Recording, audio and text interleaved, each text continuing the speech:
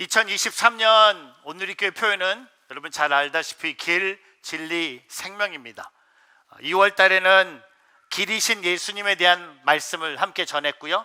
지난 3월 달에는 진리이신 예수님에 대한 말씀을 전했습니다. 그렇다면 여러분 잘 아시다시피 4월 달 이번은 생명이신 예수 그리스도에 대한 말씀을 요한복음을 통해 함께 나누고자 합니다. 제가 왜 요한복음을 통해 생명이 되신 예수님을 나누고 싶었는지는 신약의 생명이라는 단어가 헬라어로 조에입니다. 이 조에라는 이 헬라어 생명이라는 단어가 신약 성경에 135번 등장합니다. 근데 그 중에 특별히 요한복음에 35번, 그리고 요한일서에 13번, 사도 요한이 예수님의 복음을 증거하면서 생명이라는 단어를 많이 사용했다는 것을 알게 됩니다. 특별히 생명 되신 예수님이 가장 많이 표현된 성경책이 있다면 바로 요한복음이었습니다. 그래서 다음 주 부활주일 마태복음 본문 말씀만 빼놓고 저는 요한복음에 기록된 생명 되신 예수님에 대해서 함께 나누고자 합니다.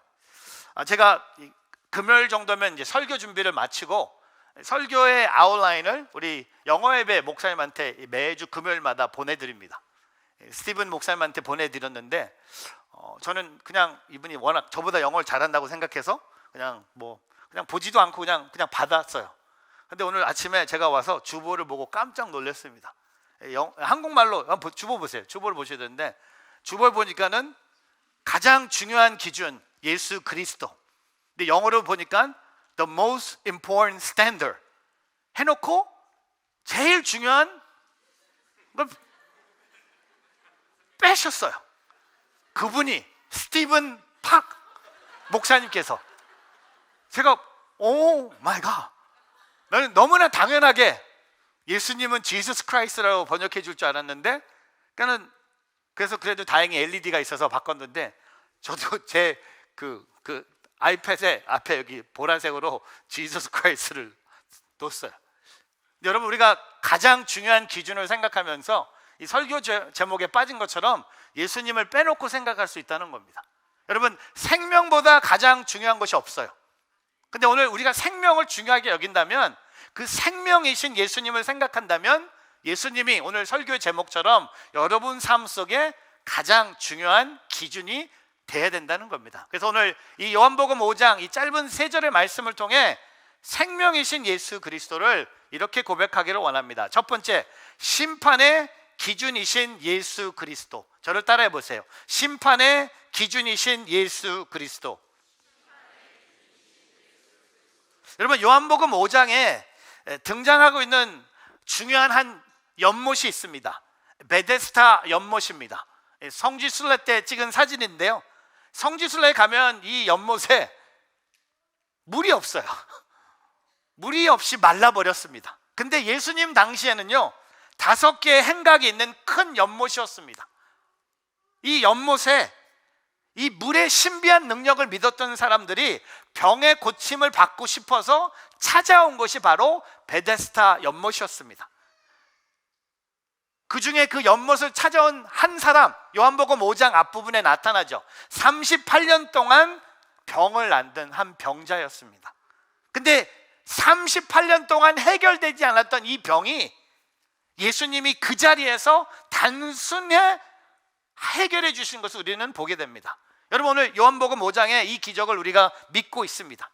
오늘 예수님은 이 놀라운 기적을 행하셨는데 예수님이 요한복음 5장 10절에 이렇게 말씀하세요. 예수께서 그들에게 말씀하셨습니다. 내 아버지께서 지금까지 일하고 계시니 나도 일한다. 예수님이, 하나님이 지금도 일하고 계세요. 지금 문제가 뭐냐면 38년 된 병자를 고치신 예수님을 공격하고 있는 유대인들입니다. 왜? 안식일 날 병든 자를 고치셨다는 것에 대해서 예수님을 공격하고 있는 거야. 그때 예수님은 하나님과 나는 하나다, 하나님이 지금도 일하시기 때문에 나도 일한다고 얘기하면서 오늘 말씀을 풀어갑니다. 근데 오늘 우리가 읽은 요한복음 5장 24절이 이렇게 시작합니다. 내가 진실로 진실로 너에게 말한다. Very truly I tell you. 이 영어나 한국 성경을 보면, 이 원어 성경을 보면요, 이 진실로가 이렇게 번역돼, 이렇게 나오는 거 아세요? 아멘, 아멘으로. 진실로가, 여러분이 제가 가끔 설교할 때 아멘으로 답하시는 것처럼 아멘, 아멘입니다. 아멘이 뭡니까? 정말 꼭 그렇게 되기를 바랍니다. 그게 아멘이에요. 영어로 보면 so be it. 진실로 그렇게 해 주십시오라고 고백하는 것이 아멘, 아멘입니다. 근데 오늘 예수님께서 이 진실로 얘기하시면서 중요한 내용들을 유대인들에게 전하고 계세요. 오늘 저와 여러분에게 전하고 계세요. 우리 한번 읽어보겠습니다. 요한복음 5장 24절 같이 있습니다. 시작. 내가 진실로 너에게 말한다. 누구든지 내 말을 듣고 나를 보내신 분을 믿는 사람은 영생에 있고 심판을 받지 않는다. 그는 죽음에서 생명으로 옮겨졌다. 여러분, 요한복음 5장 24절을 보면요, 누구든지 예수님의 말씀을 듣고 예수님을 보내신 분이 하나님 아버지를 믿는 사람은 영생이 있다고 말씀하셨어요. 반대로 예수님의 말씀을 듣지 않고 하나님 아버지께서 예수님을 보내셨다는 사실을 믿지 않는 사람에게는 심판을 피할 수 없다고 말씀해 주셨습니다. 또한 여기 24절에 듣다라는 이 단어는요, 단순히 귀로 듣는 것을 의미하는 것을 뛰어넘어서 들은 것을 이해하고 받아들인다는 의미입니다. 또한 여기 등장하는 믿다라는 뜻은요, 신뢰하다, 의존하다, 확신을 갖는다라는 뜻입니다. 오늘 요한복음 5장 24절에 생명과 영생과 심판을 얘기하고 있는 거예요. 예수를 믿으면 심판을 받지 않는 거예요.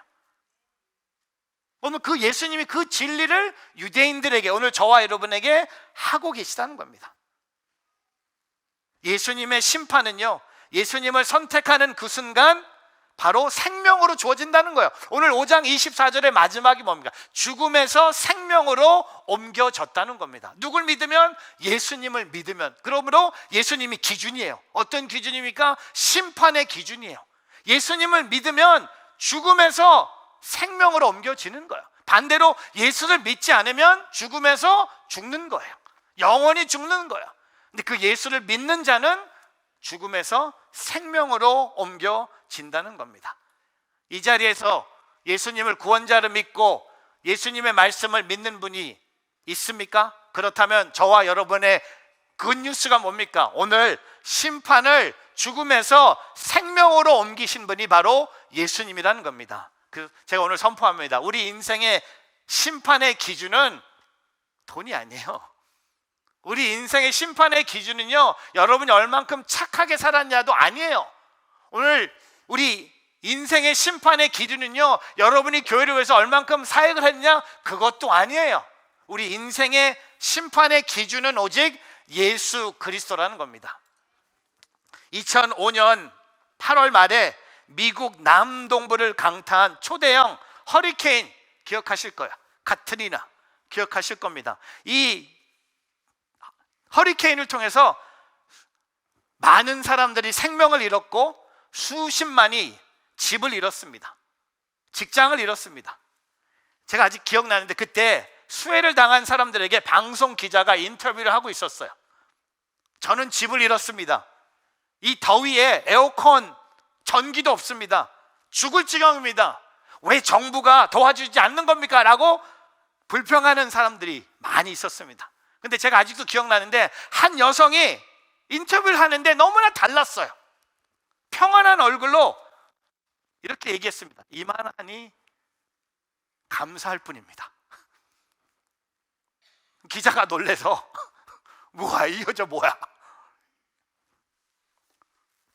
이분이 계속합니다. 내가 살았다는 것만으로 감사하고 나의 자녀들이 다 살았으니 감사할 뿐입니다. 그 인터뷰 계속, 그럼 전기가 있습니까? 아니, 집도 없는데 무슨 전기가 있겠어요. 그런데 무엇 때문에 그렇게 평안하고 행복해 보이는지 궁금합니다. 그녀는 손에 들고 있던 성경책을 높이 들고 여기에 우리의 희망이 있습니다. 신실하신 하나님의 약속이 있습니다. 이런 상황에도 하나님이 모든 것을 다스리고 계십니다. 이것이 내가 행복해야 할 이유입니다 라고 인터뷰를 한 게 기억이 납니다. 여러분, 뭔가 기준이 다르지 않습니까? 남들은 다 허리케인 때문에 불평하고 원망하고 정부한테 따지는데 이분은 감사, 행복. 우리의 사망의 권세에서 구해주신 예수님, 그 예수님이 당신의 인생에 있다면 모든 것이 있는 거예요.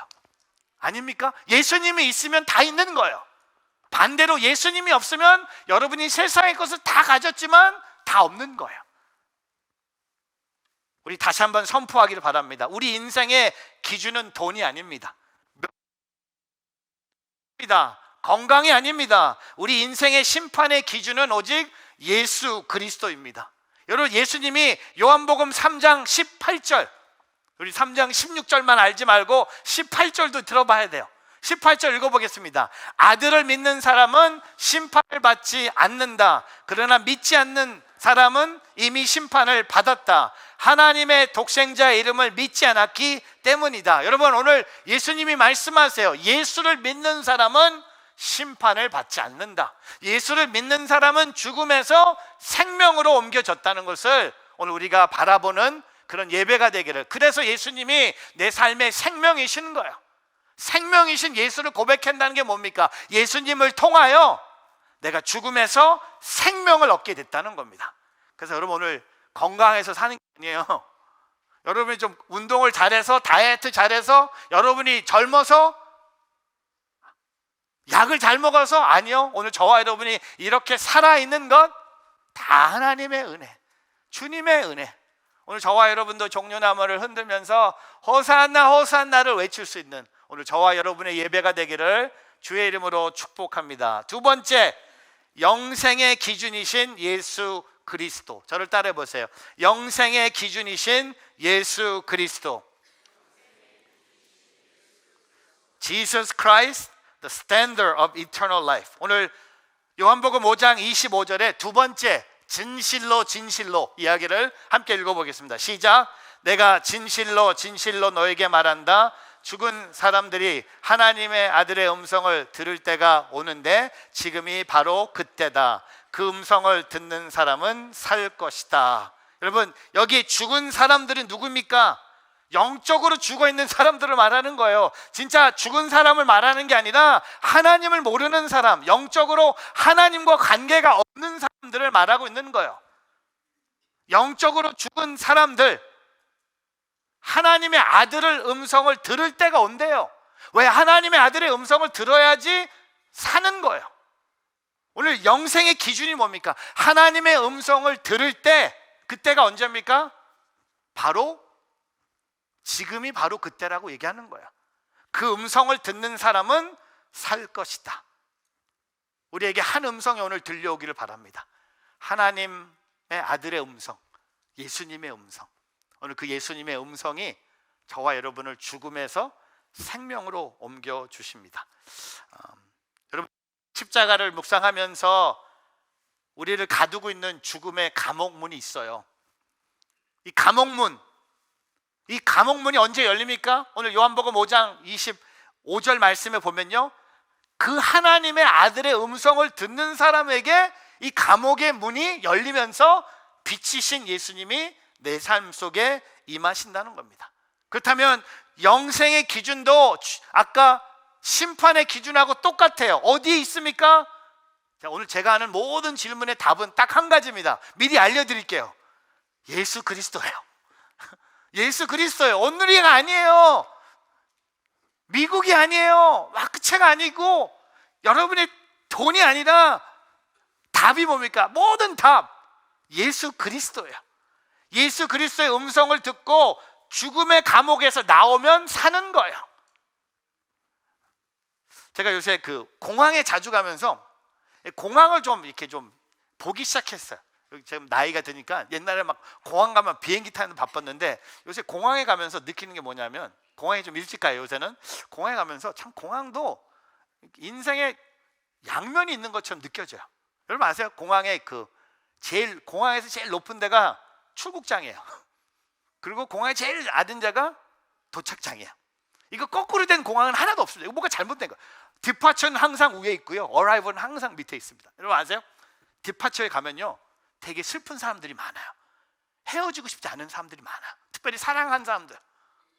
가지마 뭐 이러면서 막 울면서 막 손을 이렇게 하면서 막 10번 막 돌아보면서 막 그런 게 있어요. 근데 도착장은요 설레이는 마음, 꽃을 초콜릿을 사면서 기다리고 있어요. 우버는 아니지만 리모 드라이버도 다 도착장에 이러고 기다리고 있잖아요. 왠지 내 이름이 있어서 타고 싶은 마음도 있는데, 공항에 가도 그런 걸 느끼는데, 또 하나 제가 요새 느낀 게 뭐냐면 병원도 여러 가지 인생의 양면이 있어요. 여러분, 인류가 만들어낸 가장 뛰어난 치유 기관이 병원이에요. 병원은 몸을 고치는 곳입니다. 그렇죠? 병원은 병을 낫게 하는 곳이 병원입니다. 병원에서 일하시는 분들 계세요? 저희 아내가 병원에서 일합니다. 약사로. 월요일부터 금요일 날 우리 아내가 항상 아침에 새벽같이 일어나서 병원 갈 준비를 해요. 근데 마지막 준비는 이제 약사들이 입는 옷을 입어요. 근데 옷이 되게 멋있어. 나도 한 벌 사달라 했는데 아직 안 사줬는데, 근데 우리 아내가 병원 출근할 때마다 저희 그 아내를 보내면서 기도가 뭐냐면, 오늘도 병든 자들을 잘, 특별히 저희 아내가 하는 그 약사의 작업이, 우리 아내는 암 전문 병원이에요. 그러니까 항암 치료를 받는, 키모테라피를 받는 분들이 이제 병원에 왔을 때 잘, 또 아시다시피 우리 아내는 뭐 저한테도 잘하지만 환자들한테 진짜 잘해요. 막 진짜 제 아내로 그런 게 아니라 하여튼 그런 거 있어. 하여튼 잘해. 나한테만 조금만 잘해서 좋겠는데 그건 뭐 다른 얘기고, 하여튼 너무 잘해. 근데 병원에 가면요, 병이 낫는 것이 병원이라고 했는데, 근데 왜 사람들이 병원에서 죽죠? 여러분 생각해 보셨어요? 병원에서 죽는 사람들 상당히 많이 있어요.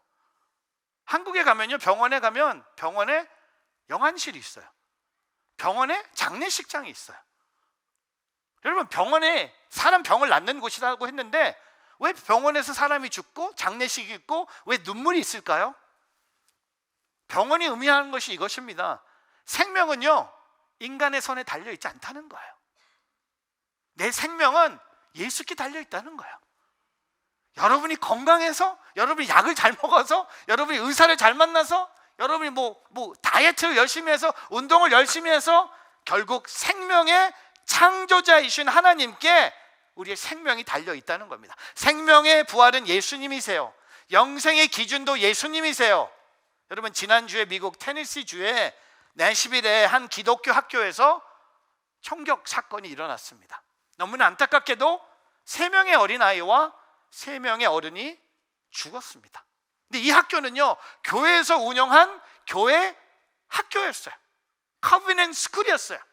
생명을 잃은 분도 다 하나님의 자녀들이었고, 또 생명을 잃은 어린 아이들도 믿는 가정의 자녀들이었습니다. 그 한 명의 자녀는 목사님의 딸이었습니다. 어떻게 이런 일이 우리 주변에서 벌어지는지 믿을 수 없는 슬픔에 빠져 있을 때, 샬렛 지역에 영향력 있는 기독교 지도자 스캇 사울러라는 목사님이 자신의 블로그에 이런 글을 올렸습니다. 성경은 우리가 슬픔 속에 기다릴 때에도 소망을 전합니다. 여러분이 소망이 없는 다른 사람들처럼 슬퍼하지 않게 하려는 것입니다. 이런 시기에 소망은 꼭 감정일 필요가 없다는 것은 다행한 일입니다. 확실한 소망은 느낌보다 명확한 사실, 그것도 부활로 봉인된 사실에 가깝습니다. 우리는 괜찮지 않습니다. 부활절이 다가오고 있지만 지금 모든 일들이 성금요일과 성토요일, 또한 어떤 사람들이 사이의 공간이라고 말하는 것처럼 느껴집니다. 그럼에도 불구하고 우리는 지금이 괜찮지 않은 상황이 결코 끝이 아니라는 것을 압니다. 끝이 아닙니다. 그렇습니다. 매우 슬픈 상황이었죠. 그러나 우리에게 있는 유일한 소망이 무엇입니까? 부활의 예수 그리스도입니다. 고난이 있지만 결코 끝이 아닙니다. 영생의 기준의 부활은 예수 그리스도이기 때문입니다. 제가 여러분 오늘 이 말씀으로 위로하고 싶어요. 여러분 삶에 어떤 고난이 있습니까? 재정의 고난이 있습니까? 일터의 고난이 있습니까? 관계의 고난이 있습니까? 건강의 고난이 있습니까? 자녀의 고난이 있습니까? 근데 한 가지 명확한 사실은요, 당신의 삶을 무너뜨릴 수 있는 아무것도 없다는 겁니다. 영생의 기준이신 예수님께서 당신과 함께 한다면 영원한 생명 앞에서 모든 고난과 절망은요, 패배할 수밖에 없다는 겁니다. 부활의 예수님께서 당신에게도 부활을 통해서 영원한 생명을 주신다는 겁니다. 요한복음 3장 아까 18절만 읽었는데 그 앞에 부분을 읽어야겠어요. 16절 한번 읽어볼까요? 시작. 하나님께서 세상을 이처럼 사랑하셔서 독생자를 주셨으니 이는 그를 믿는 사람마다 멸망하지 않고 영생을 얻게 하려는 것이다. 그리고 17절 한번 읽어볼까요? 시작. 하나님께서 자신의 아들을 세상에 보내신 것은 세상을 심판하시는 것이 아니라 그 아들을 통해 세상을 구원하시려는 것이다. 맞습니다. 영생의 기준이신 예수님을 통해 세상을 구원하기를 원하신다는 겁니다. 오늘 저와 여러분이 겪고 있는 그 고난, 그게 끝이 아니에요. 예수님이 우리 삶에 계시다면 그 일을 통해서 하나님의 분명한 선한 일이 있을 것을 확신하면서 믿음의 경주에 임하는 저와 여러분이 되기를 주의 이름으로 축복합니다. 세 번째, 인생의 기준이신 예수 그리스도. 저를 따라해 보세요. 인생의 기준이신 예수 그리스도. 요한복음 5장 26절 같이 읽어보겠습니다. 아버지께서는 자기 안에 생명이 있는 것 같이 아들에게도 생명을 주셔서 아들 안에 생명이 있게 하셨다. 여러분, 오늘 이 생명이라는 단어, 이 요한복음 5장 26절에 3번 반복되는 이 생명, life, 조회, 이런 이 단어가 3번 등장하는데 하나님께 생명이 있어요. 근데 하나님께만 생명이 있는 게 아니라 하나님께서 그 생명을 아들에게 주셨어요. 그렇기 때문에 아들 안에, 다른 말로 예수 안에 있는 모든 사람에게 생명이 있게 하셨다는 겁니다. 우리는 여기에서 질문해야 됩니다. 왜 하나님께서 예수를 믿는 사람에게 모두 다 영원한 생명이라는 가치를 따질 수 없는 엄청난 선물을 주셨을까? 여러분 한번 생각해 보셨어요? 왜 나에게, 부족한 나에게 이렇게 엄청난 생명을 선물로 주셨을까? 하나님을 위해서 헌신하는 사람에게 영생을 주신 것이 아니에요. 교회에서 봉사를 많이 한 사람에게 영생을 주신 것도 아닙니다. 전도를 10명을 넘게 한 사람에게 영생을 주신 것도 아닙니다. 주일 예배를 빠지지 않는 사람에게 영생을 주신 것이 아닙니다. 하루에 기도를 1시간 이상 하는 사람에게 영생을 주신 것이 아닙니다. 그러면 누구에게 영생을 주셨습니까? 하나님의 아들 예수를 믿기만 하면 그에게 영원한 생명을 주셨다는 겁니다. 이게 복음이에요. 이게 복음입니다. 이게 우리가 말하고 있는 굿뉴스예요. 하나님의 아들을 믿기만 하면 그에게 하나님이 약속하신 예수님을 통해 주신 영원한 생명을 우리에게 주셨다는 겁니다. 그래서 저와 여러분은요, 예수님을 통하여 오늘 5장 26절에 아버지께로 가야 돼요. 우리가 이 봉헌 찬양 하잖아요. 길, 진리, 생명에 아버지를 통하여, 주를 통하여 아버지께로 나아갑니다. 잭 프로스트라는 기독교 사역자를 소개합니다. 아버지가 군인 출신으로 잭을 매우 엄격한 자녀로 교육을 시키셨어요. 아버지가 군인이었기 때문에 머리도 반드시 짧게 깎아야 됐고 말 한마디 친근하게 한 적이 없는 전형적인 군인 아빠였습니다. 근데 아버지에 대한 반항으로 잭이 집을 나가서 마약을 파는 가게에서 일하게 됩니다. 여러분 아세요? 마약 가게에서 일하면 마약 중독자가 될 확률이 높습니다. 잭이 마약 중독자가 되고 맙니다. 아버지는 끊임없이 잭과 대화를 시도합니다. 그가 일하는 마약 가게를 1년에 400번 이상 찾아올 정도로 끈질기게 아들을 찾아갔습니다. 잭은 고집스럽게 아버지를 외면하며 단 한 번도 아버지를 만나지 않았습니다.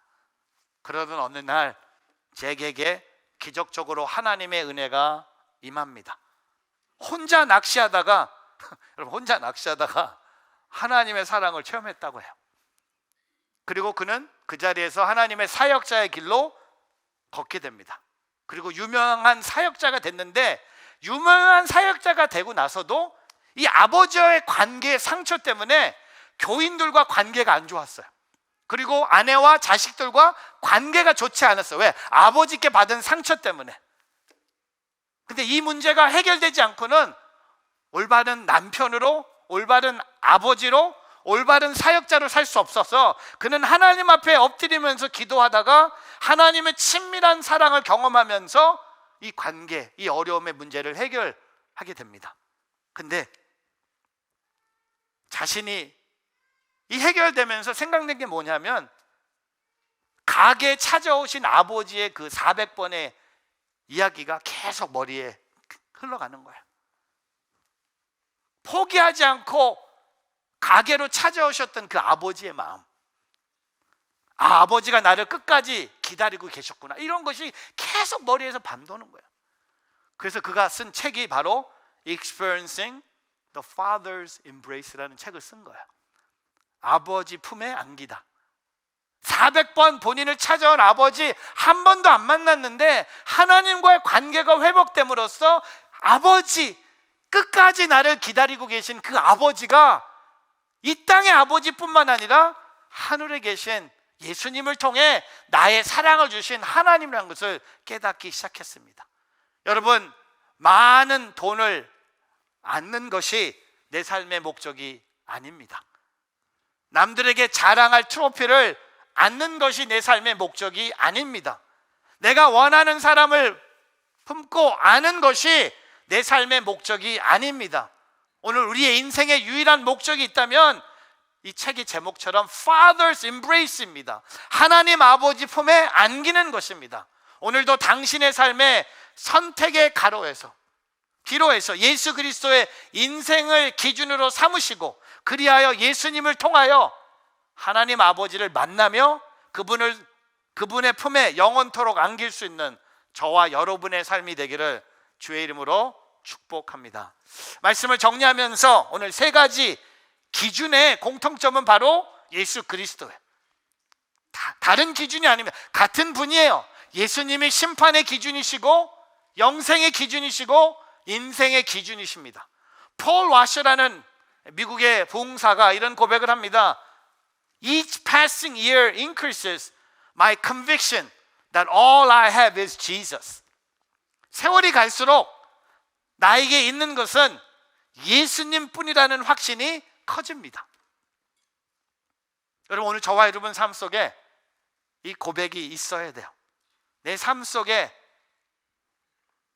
세월이 갈수록 내 삶 속에 유일하게 남아있을 수 있는 것, 예수밖에 없다는 겁니다. 예수님뿐이 없다는 겁니다. 오늘 그 예수님이 저와 여러분에게 생명을 주시는 거야. 부모가 아무리 여러분을 사랑해도 생명 줄 수 없습니다. 자식이 부모를 아무리 공경해도 부모에게 더 긴 생명을 줄 수 없는 것처럼, 제가 여러분을 아무리 사랑한다고 해도 제가 여러분에게 생명을 줄 수 있는 사람이 아닙니다. 우리에게 생명이 주신 그 예수 그리스도 앞에 심판과 영생과 인생의 기준을 담대히 드리며 나아가는 저와 여러분의 삶이 되기를 주님의 이름으로 축복합니다. 기도하겠습니다.